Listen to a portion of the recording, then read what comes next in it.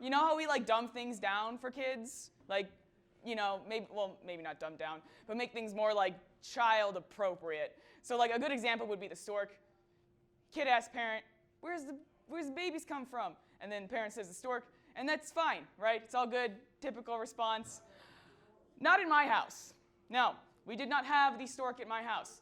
When I asked my mother where babies come from, she didn't lie to me.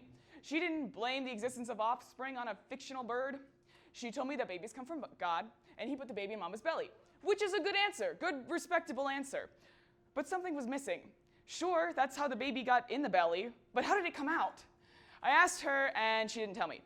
So I asked my dad, have you guys ever done that?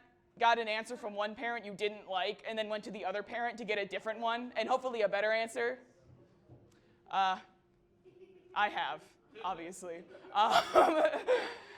Typically, parents are supposed to hold a united front and give the same response, but sometimes they don't. And when I went up to my father saying, Dad, where do babies come from? He gave a similar response to my mother. Well, God put the baby in mama's belly. Okay, but how does it come out?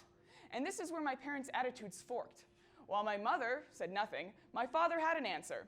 But we already established that the stork didn't visit my house. So how does he explain the birthing process to a 5-year-old? Dad, how does the baby come out of the mama? Well, she poops it out.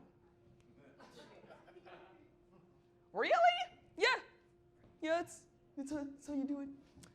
To this day, I need to check my turds to make sure I don't accidentally flush down a child. Yeah. Kids are great, aren't they? They'll believe whatever you tell them. They're necessary for the existence of humanity. And they are tiny, noisy, slimy germ sacks. Yes. That's how I feel about children. Specifically the germ sack thing. But I've been told I will feel differently about my kids if I have kids, which ideally would be a very, very long time from now.